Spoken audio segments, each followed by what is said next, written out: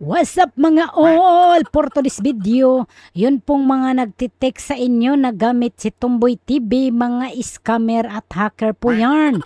Gusto po nilang i-hack yung mga GCash ninyo. Bakit ba sila tumatawag at nagtitext sa inyo at nanghihingi ng code through SMS? Kasi gusto nilang i-hack yung mga GCash account ninyo. Wa pa'y sulod, i-hack pag yun. So, ganito po yung ginagawa nila mga auntie. Watch and learn this video. Alright. So, sample po auntie ay isa akong hacker. Wag naman siguro, no? So, kailangan magkaroon tayo ng GCash na application, no? So, mag-install tayo dito ng GCash na application. Kapag makapag-install na tayo auntie, so dito, kailangan natin maglagay ng GCash number. So, sample, nakuha ko yung GCash number ni Tomboy TV. Tapos, pindutin natin itong next. So, imi-message po kayo nung mga hacker or scammer na yan para makuha yung code na yon. Kasi magsisend po yan ng code through SMS sa mga mobile ninyo. So, sample, tatawagan kayo ng hacker or imi-message kayo kasi kailangan nila yung code. Tapos, uto-uto kayo, ibigay nyo naman. So, sample, ibigay nyo yung code. So, ito yung code, no? Yung 831161. So, siyempre, nakuha ko na yung code at ilalagay ko na dito.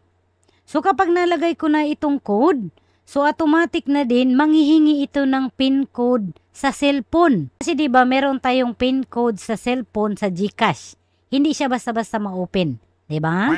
So, majority sa inyo dito, naglalagay ng mga birthday. So, wag po kayo maglagay ng birthday kasi mabilis po matandaan yon. Hirapan nyo po yung mga password. So, itatry po yan ilagin ng mga scammer. Pero, sasakit yung banks nila kasi hindi nila malagin, di ba? Kasi hindi nila alam yung 4 na PIN code. So, ang gagawin nila, dito sa may baba, pipindutin nila itong forget MPIN. Merong lalabas na kagaya dito at kapag pindutin ko itong send code, siyempre makaka-receive kayo ng code through SMS. Tapos tatawagan ko ulit kayo auntie kasi hihingiin ko ulit. O diba? Kasi uto-uto naman, ibigay naman ninyo ulit. So sample, binigay nyo naman ulit. Ito, sample kagaya dito. 701640. So, kapag nalagay ninyo ito, ilalagin ko na. Then, submit. So, dito, magpapasilpi auntie. Sample, ako scammer, no? Hindi magsilpi-silpi ako, tapos mag-blink-blink pa yung mata mo, no? Kasi kailangan man. Yung mga scammer na yan, baka ipasilpi nila yung anak nila, yung kilala nila, o sila mismo. Diba? Pwede naman nilang gawin yun para lang ma-open nila yung GCash ninyo. Nung nakapagsilpi na auntie, then lalabas naman yung ganito, no? New MPIN. I-change na nila yung password auntie. Kaya nila dito sa new PIN, then verify MPIN. Then, done. Tapos, submit. Then, nakaganito, no? Reset MPIN successfully. Okay. Tapos, dito na auntie, ilalagin na nila yung bago nilang password. Yung 4 na digit. Ito na yung lumalabas, no? Pwede kang mag-select dito, no? Na i-register mo kunuha itong cellphone mo. So, I want to register this phone, no? Next. Tapos, mag-blink-blink na naman yung mata natin dito kasi kailangan man requirements. Then, dito, makikita kung saan nakalagin yung GCash ninyo. So, dito sa akin, no, nakalagay, no? Congratulations, account secure ka na. Nakalagay dito sa iPhone 13 Pro, no? September 21, 2024 to 07 PM. Then, go to dashboard. Open na nila yung GCash ninyo. Kasi meron na silang password Sila yung nagre-reset.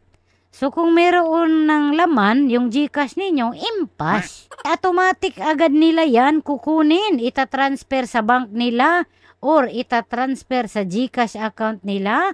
After that, ilalag out nila. So, ano pa yung habol ninyo? So, para po sa mga GPM ni PIC ni Tomboy TV, ginoo ko. Hindi po ako magme-message through SMS at hindi po ako tatawag. Bakit ko gagawin yon? So, kapag po ay nanalo kayo sa pa-premyo sample sa akin, ako po mismo magko-comment sa mga video ninyo at manghingi po ako ng GCash number ninyo. Doon po mismo sa video. At kung kilala ko na kayo, ako mismo magme-message sa inyo. So, kapag manghihingi po ako ng number, hindi po ako manghihingi ng code. Impossible po yan. So, kapag po ay mayroong manghingi sa inyo ng code through SMS, matakot na kayo kasi mga hacker yan, gusto nilang i-hack yung GCash ninyo. Sayang naman, sana kung ma-hack nila, Sana walang laman yung GCash ninyo para pikat. Paano kapag may laman? Kaya mag-ingat po kayo ha. Majority po sa atin dito sa Pilipinas ay meron pong mga GCash account. So mag-ingat po kayo para po makaiwas sa pagka-hack ng account ninyo. Huwag po kayong basta-bastang magbibigay ng code through SMS. Kasi pwede po na ma-hack yung account ninyo. Kung may laman po yung mga GCash ninyo, pwede po nila yung makuha. Sayang po yung pera ninyo. Inulit ko po, marami po akong scammer. Marami po akong fake account sa Benjilianos. At marami po akong fake account sa Tomboy TV. Pati sa iba kong account, marami po akong fake account. So inulit ko po, ang ginagamit ko pong messenger, ito pong Benjilianos na naka-blue buds. Ibig sabihin, naka-blue buds po ito kasi profile at naka-blue buds po ito. So ibig sabihin, totoo po na akin ito. Wala po akong ibang messenger. Yung Tomboy TV ko, naka-off po ang messenger. So dito niyo po ako makukontak sa naka-blue buds na Benjilianos.